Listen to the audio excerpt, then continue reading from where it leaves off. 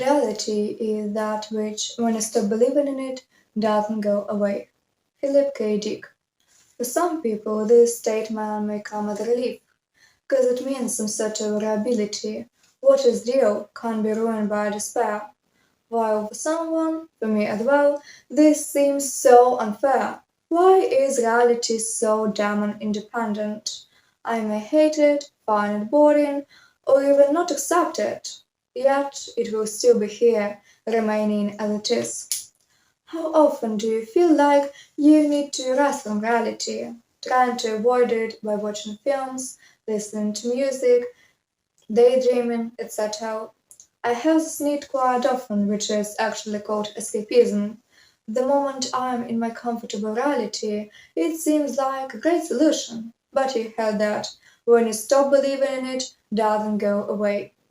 Escapism is very addictive because you actually can get to the point where you forget about the reality and join your own one. But the reasons you avoid reality never go away. So you can assure me that you are not here, you are watching a film, which means you are in space fighting tennis.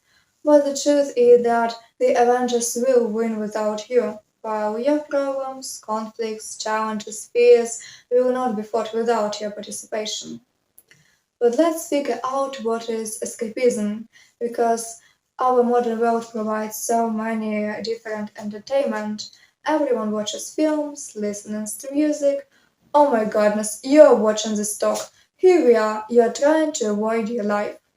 No, calm down. If you don't deal with the compulsive detox overconsumption, everything's fine. Overconsumption is a key word for harmful escapism because every method of escapism is also a part of our reality. We understand the world knowing there are books, video games, imagination. To live a full life, we need different activities like studying, working, hanging out with people, entertaining ourselves with, for example, an interesting book. But when your life is just books and some stuff you are doing while dreaming of an opportunity to read a book, that's already a red flag. As I see it, escapism is not always connected with imagination. Sometimes you can hide from reality in any kind of routine, like studying or working. When the war in Ukraine started, the first 3 weeks I was working out. I mean, I've always enjoyed fitness, but that time I was overdoing my usual workout plan and just couldn't stop myself. It helped me to waste the time somehow and forget about real life. It can be the same to you if you are constantly educating or working, and you do it not because of the certain goals which depend on your hard work, yet for the reason that you don't want to do anything else, you don't know what else you could do, and this routine feels better for you than facing the reality. Perchance, after my example about the war, the talk went too serious. Like this problem only exists in really hard situations. But in truth, before the war, when I was living my ordinary teenage life, I still was extremely prone to escapism. Seems like I have tried too many ways of it and kind of mastered it. Was I an ungrateful pessimist? Fortunately, no. The reasons for me running from reality was just because I could do it. As I mentioned, the modern world provides so many ways to disconnect from reality that you just can't help yourself. You learn about the impossible plots and you start comparing them with less impressive reality. So I had this choice. I either continue living my ordinary teenage life or allow music, films, imagination, and other distant from sexuality pleasures demonstrate that my life is ordinary while their realities can be unforgettable. I guess the choice was obvious. We are aware of so many ways that can make us feel like we have the impossible that we lose understanding why do we even need the possible. Then we just cross the line, turning the pleasure into escapism. So why do we sometimes need to choose real world even if it seems more limited? The answer is very simple. Just not to lose the connection with it, to continue building your life in the real world.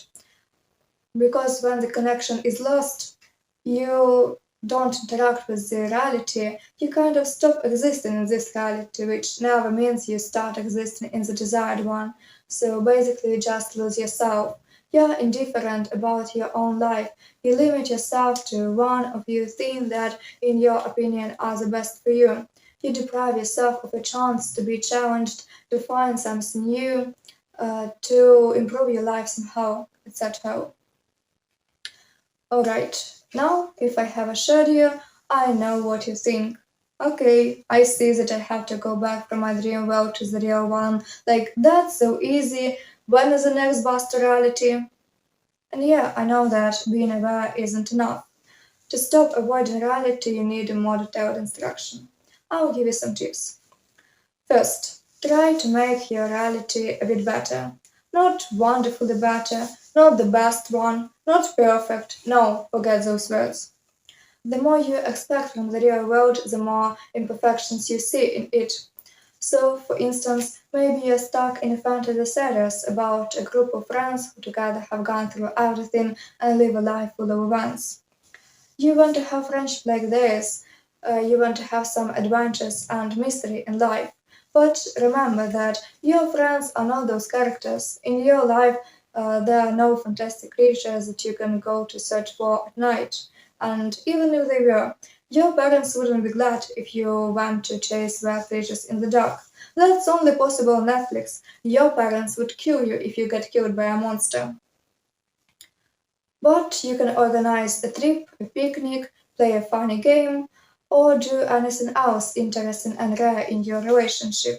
That's not exactly what you wanted, but still much better than sitting alone rewatching the same series and dreaming of hanging out with its characters.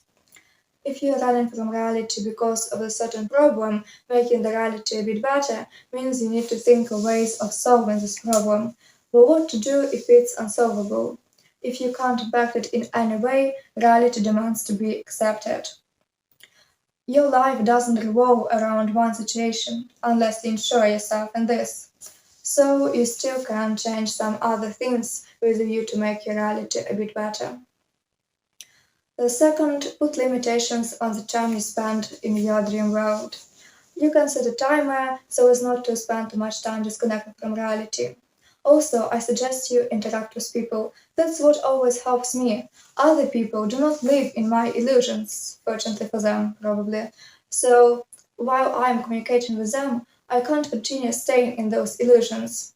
So, they help me to see the world as it is in order to maintain the conversation about existing things. The next thing you should do is identify reasons why you need to solve this problem.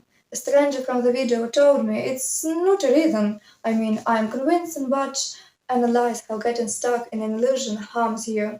Find things that you actually like about the reality and don't want to lose, and consider what do you expect from your future.